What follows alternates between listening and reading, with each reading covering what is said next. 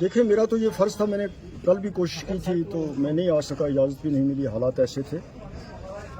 आप सब जानते हैं, सुना होगा आपने बुज़ुर्गों से, मैंने भी सुना है, कुछ देखा भी है कि 47 की जंग हुई, 65 की हुई, 71 की हुई, फिर 90 के बाद हालात ख़राब हुए।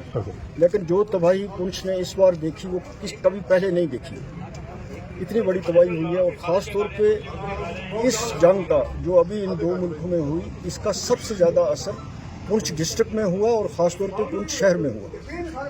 कीमती जानें जो हैं वो चली गई, जो वापस नहीं आएंगी और जिनका हम सबको दुख है, हर आदमी को इसका दुख है।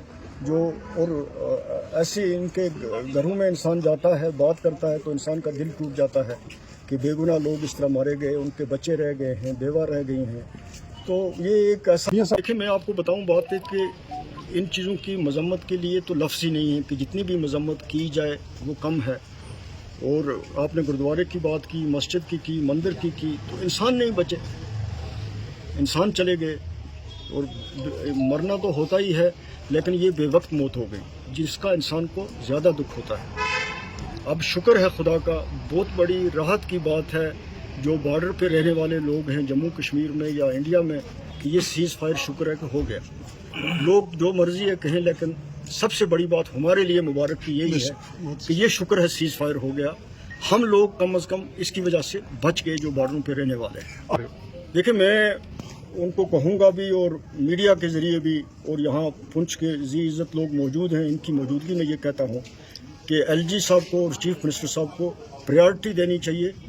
उनको पुंछ में बैठ के यहाँ एक दिन सारे फैसले करने चाहिए ताकि जिस का नुकसान हुआ है, पुंछ शहर का जो मजमूई तौर पे नुकसान हुआ है, उसके सिलसिले में कोई भी फैसला जो है वो अगले 48 घंटे में हो जिससे लोग मुतमईन हों। और ख़ास तौर पर जो कीमती जानें चली गई हैं, हर घर के आदमी को SRO 43 के तहत सबसे पहले नौकरी मिलनी चाहिए और अच्छी नौकरी मिलनी चाहिए। ये सबसे जायज़ डिमांड है लोगों की और ये होना चाहिए। और इसमें किसी किस्म की भी कोई दफ्तरी तवालुत नहीं होनी चाहिए। ये उन दोनों का सबसे पहला अवलीन फ़र्ज़ है।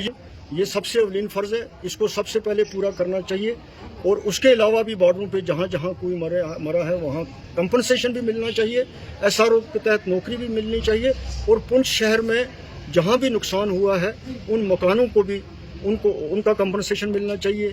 जो ज़ख्मी हैं जम्मू मेडिकल कॉलेज में, जो पुंछ के डिस्ट्रिक्ट अस्पताल में हैं, जिनका इलाज लंबा चलेगा, सारा उनका खर्च जो है वो मौजूदा हुकूमत का फ़र्ज़ है बर्दाश्त करना। और मेरा भी इस सिलसिले में जो फ़र्ज़ है मैं पूरे तरीके से निभाऊंगा। ये मेरा फ़र्ज़ है, मैं इसको पूरा करूँगा।